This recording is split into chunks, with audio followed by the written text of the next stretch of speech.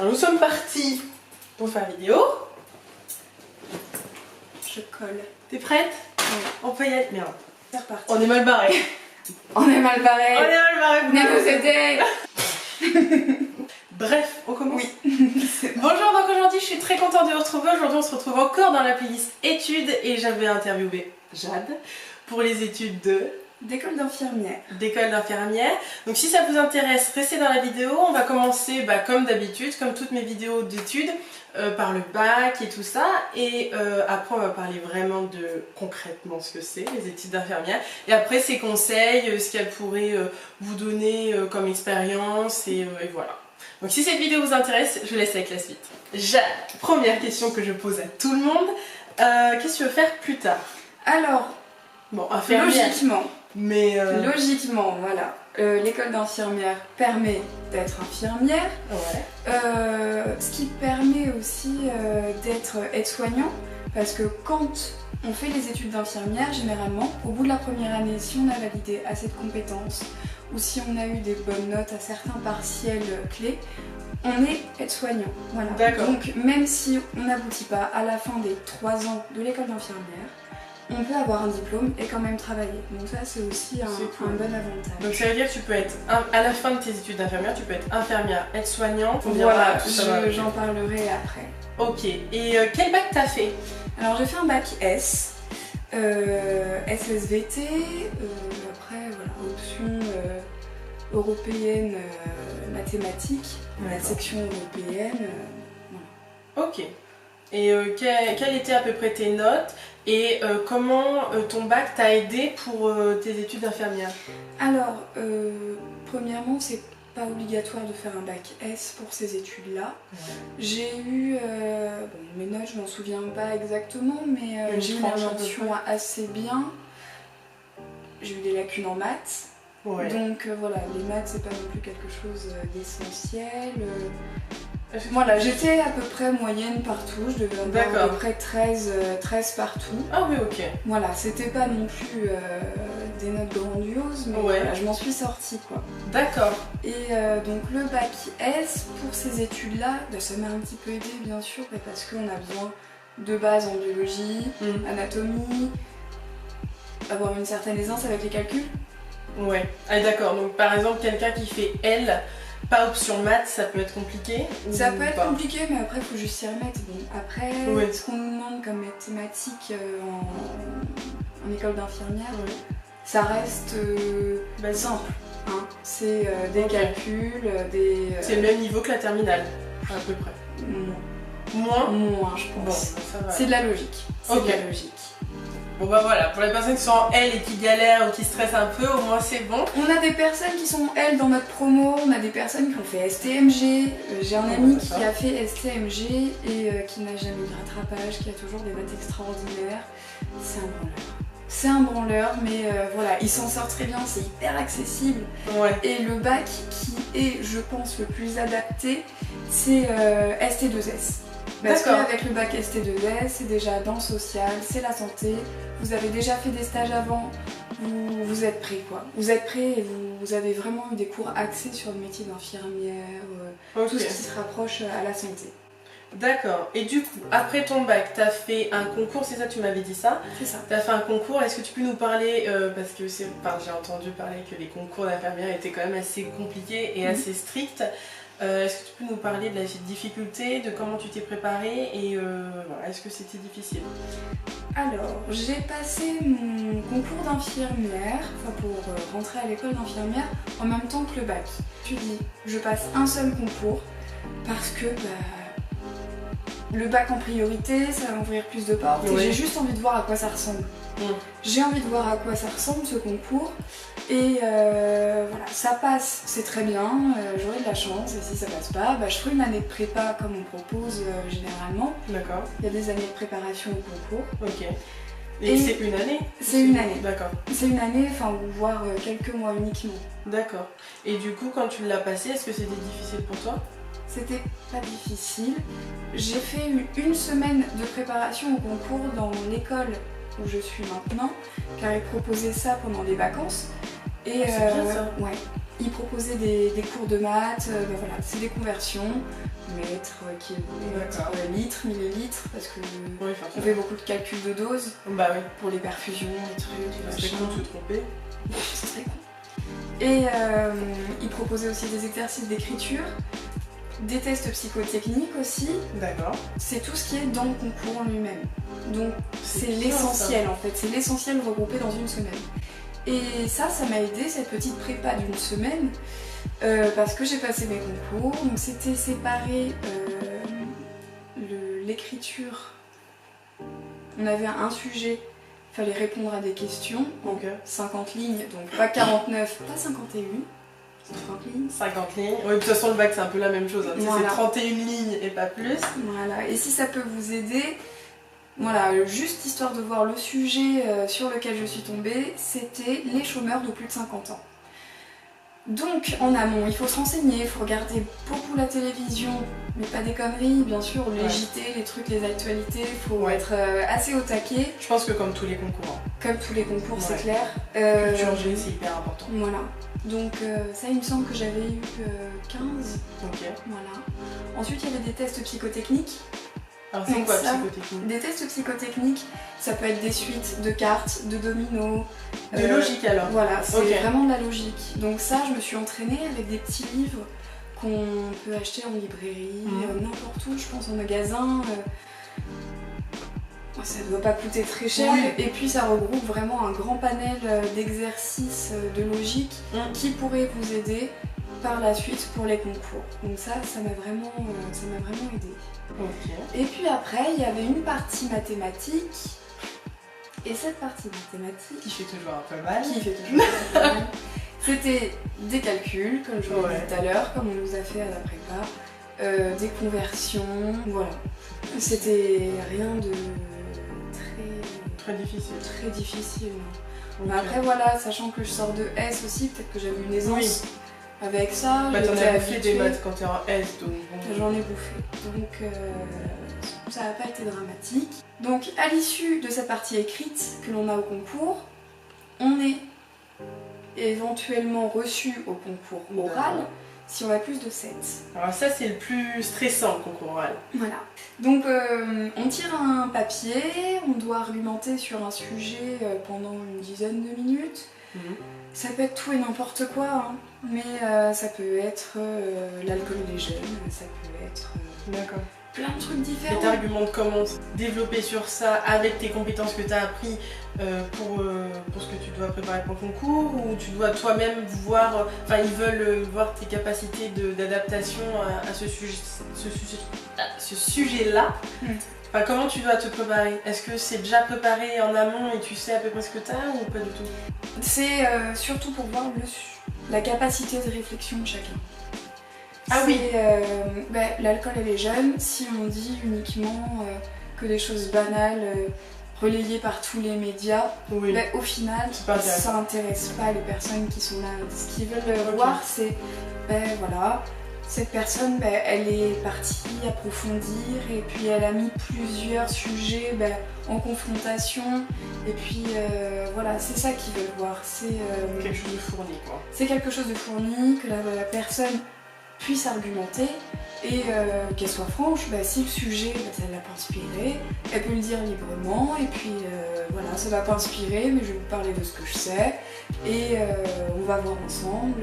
Ce que je dis c'est peut-être pas forcément vrai, mais parler d'un sujet, savoir le regarder sous plusieurs angles, ça aide. C'est intéressant, c'est un peu une épreuve libre entre guillemets. C'est une épreuve totalement libre, on a juste une phrase sur un papier. Ah ouais, ça peut être un peu déroutant une épreuve comme ça, parce qu'au bac, c'est vrai qu'on est tellement codifié, tellement en mode faut faire ci, faut faire comme ça, sur tant de lignes et tout, et que là, avoir une question libre, quand on a le choix de le faire, c'est vrai que ça peut être un peu déroutant. Est-ce que toi, ça s'est bien passé? Ça s'est bien passé, oui, parce que de base, j'aime beaucoup écrire. J'aime écrire, j'ai pas mal d'imagination, donc ça va... Mais c'était pas l'oral? Si. Pourquoi t'as écrit alors? J'aime bien écrire, j'aime bien... Ce que je voulais dire, c'était écrire dans le sens où voilà, j'ai fait mon petit texte, parce qu'on a une préparation en amont quand même. Oui, je me doute. On a une préparation en amont, et donc à l'issue de ces 10 minutes de réflexion sur un sujet totalement aléatoire, On parle de nous. Qu'est-ce qui nous a poussé à passer ce concours? Où est-ce qu'on habite? Pourquoi on en est là aujourd'hui? Qu'est-ce qu'on a fait avant comme études? Un petit peu notre CV ou notre biographie, Oui. si on va par là. Et c'est aussi ça qui va déterminer si on peut être pris ou pas. C'est savoir comment. Si on est vraiment motivé, si on fait ça par dépit, enfin voilà. Et quelle matière t'as eu pendant en fait? C'est assez compliqué parce qu'on a des nouvelles matières tous les semestres, quasiment. Ah ouais. Bah quasiment, enfin il y a beaucoup d'études, il y a beaucoup d'écoles où c'est comme ça. Ouais. On a des UE, des unités d'enseignement. Donc on a eu, j'imagine, une dizaine d'UE au premier semestre. Donc ça balaye le fonctionnement normal du corps, vraiment au tout début. Faut savoir tout ce fonctionnement normal pour connaître par la suite le fonctionnement pathologique d'une personne. D'accord. Ah, ça veut Comment dire on peut savoir que la machine est cassée quand on ne sait pas comment la machine était avant? Bah oui. Voilà, donc ça repose vraiment sur des connaissances, on en bouffe. On en bouffe des cours magistraux, des TD. Il y a aussi, voilà, bien sûr, des cours sur les médicaments, mais on fait toujours de l'anglais parce que la société nous impose un petit peu ce savoir communiquer en anglais. Voilà. Mais du coup, tu as les unités d'enseignement. Les unités d'enseignement, excuse-moi, c'est des différentes matières en fait qui sont regroupées ensemble, qui ont un coefficient différent. Ouais. Et en fait ils évoluent, c'est-à-dire qu'il y a un premier UE, donc ça c'est entre guillemets le premier semestre, deuxième UE, deuxième semestre, c'est bien ça. Et voilà, et en fait les matières changent et évoluent en fonction des UE.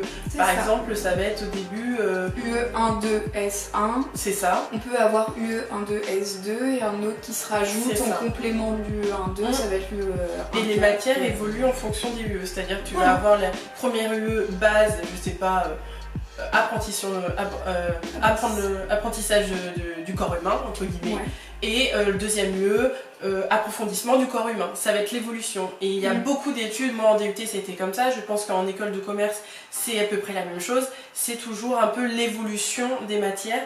Et je pense que ça c'était comme ça pour toi aussi. C'est comme ça pour moi, et oui, comme tu le disais, en fait c'est un petit peu comme ça pour tout le monde. C'est quand même plus simple.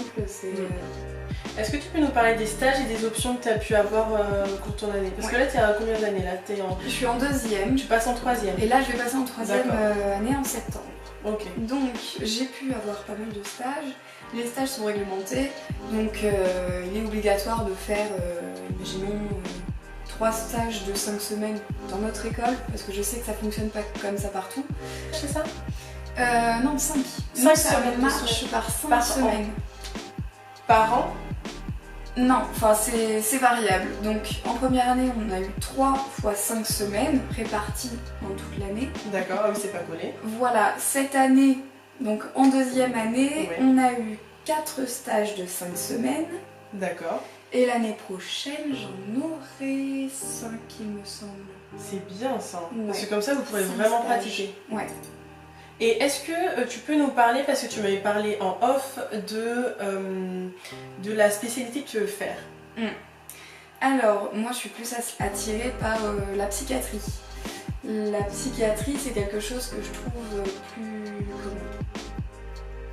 plus approfondi, parce que c'est mon intérêt propre, bien sûr. Tu m'avais dit que elle préfère être plus dans le psychisme, dans le développement un peu personnel, de voir comment les personnes vont, comment ils fonctionnent, que d'être dans le matériel et dans le technique. C'est ça. Moi je me dis, c'est aussi parce que j'ai été élevée avec cet état d'esprit-là, mais je me suis toujours dit que la santé physique, ça passait par la santé mentale. Et si ça va pas bien là-haut, c'est la plus grosse souffrance qui puisse exister. Parce qu'on peut avoir mal physiquement, mais ça soigne, ça s'apaise avec le temps, c'est quelque chose, par des soins techniques. Mais le mental, c'est une autre dimension et c'est un truc qu'on oublie majoritairement, même quand on se croise entre amis, ça va, oui ça va, et toi, on n'ose pas forcément parler. Et avoir un soutien psychologique et pouvoir dire ça va pas, ou travailler auprès de personnes atteintes de handicap mental, ou vraiment avec des grosses psychoses, des grandes maladies, les plus connues, la schizophrénie, etc. c'est vraiment important et c'est très riche. Je me pose, j'écoute la personne, on parle, et puis pourquoi ça va pas aujourd'hui, qu'est-ce qu'on peut faire pour que ça aille mieux, et trouver les choses, monter des projets, enfin n'importe quoi. Et cette option, tu l'as prise en fin de deuxième année Non. Ou tu l'as prise bien avant? Alors, psychiatrie, c'est pas du tout une option. Avant, il existait un diplôme propre à la psychiatrie. Ah oui, c'est comme si tu faisais ton année et que c'était à côté. Voilà, en fait, c'est comme s'il y avait un diplôme avant. Hein. Il me semble que c'était une vingtaine d'années, j'ai peur de dire des conneries. Voilà. Il y avait un diplôme psychiatrique et un diplôme d'infirmier, voilà, normal. C'était vraiment distinct. Maintenant, tout le monde a les bases de psychiatrie et puis il n'y a plus de spécialisation. Si j'ai envie de travailler au bout de mes 3 ans dans un service plutôt psychiatrique de l'hôpital, je peux. D'accord. Voilà. Okay. Mais on a quand même tous les cours, tous ensemble, bien sûr, c'est en commun. On n'a pas d'option. On n'a pas d'option en école d'infirmier. D'accord. C'est super intéressant de le savoir parce que c'est vrai quand on parle d'infirmière, on pense pas forcément à cette option-là et on pense pas forcément qu'on peut faire ça. Moi, c'est vrai quand je pense une infirmière, je pense plutôt une personne qui va soutenir un médecin, qui va être derrière, qui va faire les premiers soins. Et du coup, c'est super intéressant. Est-ce que tu peux nous parler de l'ambiance? Est-ce que ça se passe bien ou c'est tendu? Alors, c'est toujours la question un peu sous-jacente. Comment vous dire que rien ne se passe toujours parfaitement bien. Oui, hein, il y a des personnes avec qui on a des affinités. Voilà, mais moi dans ma promotion, on a la chance d'être... on a commencé à 65. C'est pas des grandes promotions comme on peut avoir dans les grandes villes. Donc ça, je pense que c'est un avantage parce qu'on se connaît tous. Donc, ça peut être un milieu compliqué. Ça peut être un milieu hyper compliqué, mais on rencontre toujours des personnes formidables. Hein. On peut pas avoir des affinités avec tout le monde. Parce qu'il y a un peu un esprit d'équipe ou c'est plus en mode on se tire dessus, en mode qui sera la meilleure? Il n'y a pas cet esprit de qui est la meilleure ou quoi que ce soit. Parce qu'on rentre tous ensemble et l'objectif en fait c'est de ressortir tous ensemble avec le diplôme. Il n'y a pas une période d'écrémage à un moment donné où voilà, là au début vous êtes 200 et puis après là on va virer 100 personnes. Non, vous avez tous eu les concours et normalement logiquement si tout se passe bien on sort tous avec le diplôme. Ça c'est bien. Vous n'êtes pas mis en, comment on appelle ça, en liste qui est la meilleure et tout. Ça c'est bien. On connaît pas à l'issue du semestre, si moi j'ai regardé, je suis 23e, mon pote est 10e, oh merde. Parce que Anna dans la vidéo là, d'école de commerce, et c'est ce qu'elle disait, c'est que c'était tout, tout en liste. La performance. C'est ça, la performance, et donc du coup c'était compliqué. Enfin, voilà. Bon, je vous mettrai la vidéo en haut si ça vous intéresse. Mais voilà, c'est vrai qu'elle expliquait ça et que elle n'aimait pas parce que du coup on se chamaillait beaucoup pour être les meilleurs et qu'ils essayaient de trouver des réponses et tout. Là, il n'y a pas d'esprit de compétition. D'accord. Voilà, tout le monde est soudé, et puis comme je disais, dans les stages ça peut être compliqué à vivre parfois parce qu'on part pendant 5 semaines sans les copains, dans un milieu que d'adultes, où on peut voir des trucs où on se projette, on s'identifie, voilà, c'est pas facile. Et avoir ce soutien là avec ses amis ou même avec les professeurs, parce que les cadres formateurs, ça se passe souvent très bien avec eux. Et qu'est-ce que ça fait du bien de se sentir soutenu et... C'est clair. Alors autant pas se bouffer le nez, être ensemble. C'est clair, autant être positif quoi. C'est ça. Je trouve que, je sais pas si tu es d'accord avec moi, mais quand tu es en études secondaires, tu as un soutien naturel qui se fait avec les personnes avec qui tu crées des liens. Comme si, vu que tes parents sont plus là, en mode les parents sont plus là, on va trouver un soutien autre part, et c'est les amis, et c'est les rencontres, et du coup ça, je sais pas, moi je me suis rendu compte de ça et... Mais on tisse des liens différents. Ouais, les liens sont pas forcément plus forts, mais différents, parce que tu sais que t'es un peu tous dans la galère au niveau thunes, au niveau... voilà. Et quelle a été la chose la plus difficile dans ton année, et si tu devais changer quelque chose, comment tu l'aurais fait? Alors, dans mon année passée, je me suis rendu compte que j'avais un partiel qu'il fallait absolument que j'ai, parce que sinon je passais pas en 3e année. C'était lequel? C'était sur, comme je disais tout à l'heure, les maths. Fonctionnement normal du corps humain. J'ai validé tous mes partiels concernant le fonctionnement pathologique. D'accord. Mais le fonctionnement normal, j'ai eu un mal fou à l'avoir. Et si je pouvais changer quelque chose, depuis le début de ma scolarité en école d'infirmière, ce serait de réviser. Parce que j'ai jamais révisé jusque là. En fait, ma scolarité, collège, primaire, lycée, tranquille. J'ai pas fait grand chose. Et là, je me mords les doigts parce que je me rends compte que je sais pas réviser. En fait, c'est une découverte pour moi. Ah là, il y a deux teams. Il y a la team qui révise pas et la team qui révise. Moi, je suis en PNS et je révise comme une dingue. C'est-à-dire que je révise 6 heures par soir à chaque fois parce que je stresse de ouf. Et toi, tu révises pas et tu passes. Et maintenant, du coup, elle galère. Donc, de toute façon, dans toutes mes vidéos, je vous ai dit qu'il faut réviser tout au long de l'année parce que c'est vraiment un apprentissage. On ne nous apprend pas à réviser. Et quand il le faut, parce que les personnes qui ont des facilités comme vous, qu'on a envie de vous tuer, et bah du coup quand vous arrivez à un moment où il faut vraiment réviser, bah vous galérez et ça a été le cas pour toi. Ça a été le cas, faire des fiches, bah oui, comment on fait des fiches? Bah oui, mais quand tu mets trop tes cours dans tes fiches, c'est normal que tu n'arrives pas à prendre des fiches, c'est synthétique. Mais voilà, je savais pas faire, donc ça a été une grande découverte pour moi. Et voilà, maintenant j'ai trouvé ma technique de révision et tant mieux, j'ai eu ce partiel que je redoutais tant et que j'ai passé un truc genre 5 fois. Ah merde. Ouais. J'ai eu que la dernière fois, à la limite, voilà, c'était le dernier moment. Ah ouais. Sinon je ne passais pas. Et là je me suis dit, oh t'as pas réussi. C'est tellement plus simple. Pourquoi tu... Surtout que ça paraît logique. Surtout quand on se dit, oh ça passe. Il me reste encore 3 chances, on est bien. Ça passe crème. Ouais, bah non, c'est pas passé du tout, donc réviser. Bon du coup ça va être ton conseil, parce que du coup la deuxième question c'est quel est le conseil que tu donnerais, du coup c'est ça. Révision. Et que... révision. Ah bah oui, tu m'étonnes. Et comment t'as géré les soirées et tes études? Alors, les soirées, faut avoir du sommeil en avance, hein, parce que... Faire un capital sommeil. Il faut faire un capital ou investir dans du guronzan. Non, c'est pas un conseil ça. Non. Capital, vous dormez. Oui. Non, je rigole. Mais ouais, faut bien dormir, mais ça fait du bien parce que c'est aussi ces soirées-là qui nous soudent.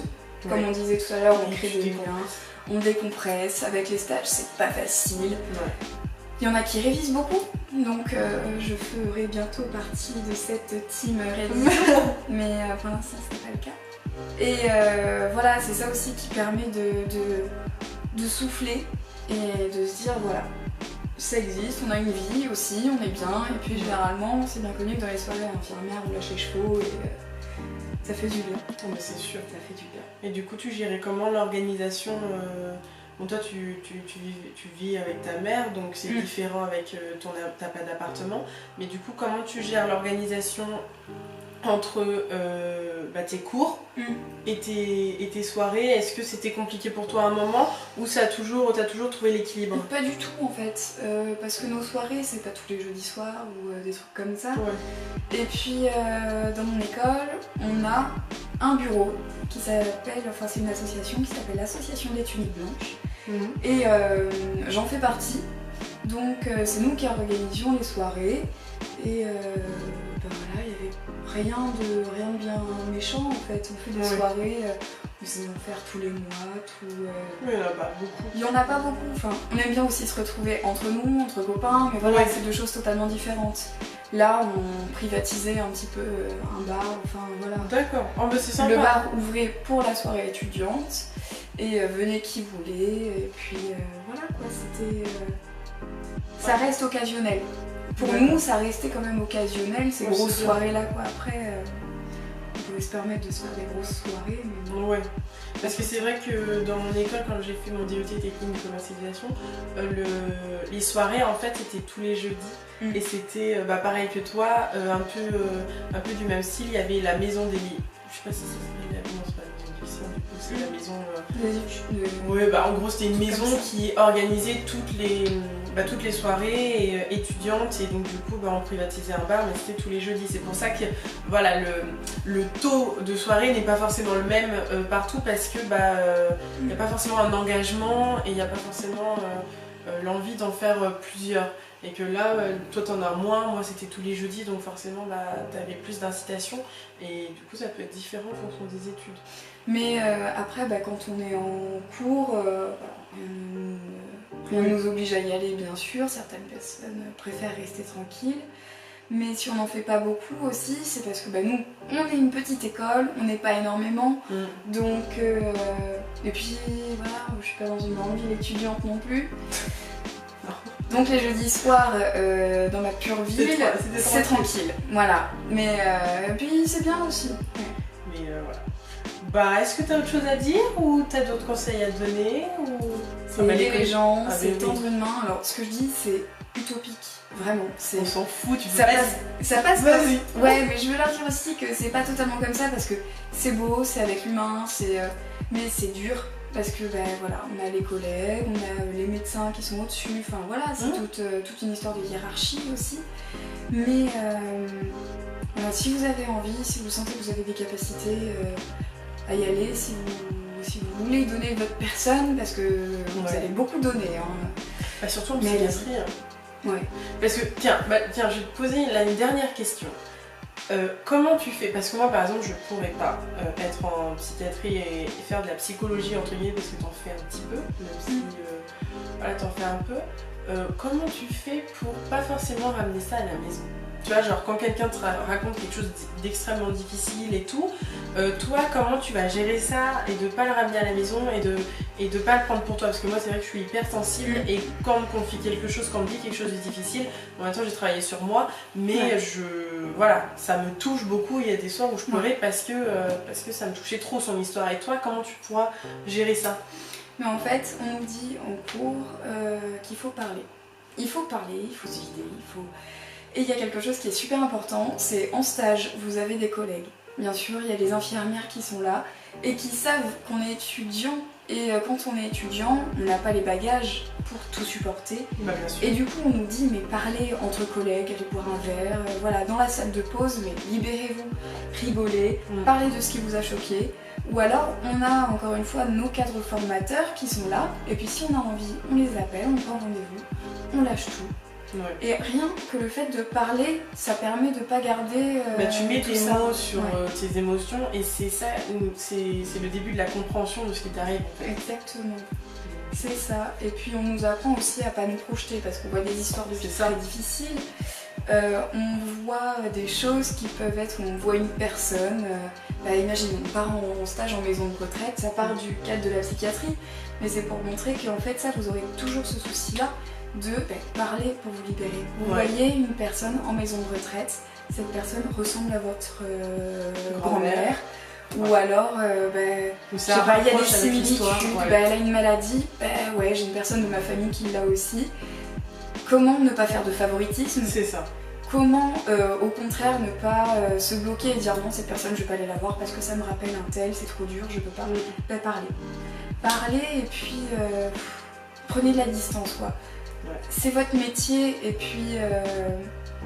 mais voilà, c'est pas votre vie privée et il faut bien dissocier votre vie privée, votre vie professionnelle. Et voilà, après c'est... ça s'apprend. Tout simplement, ça s'apprend. Les premiers stages, c'est très difficile.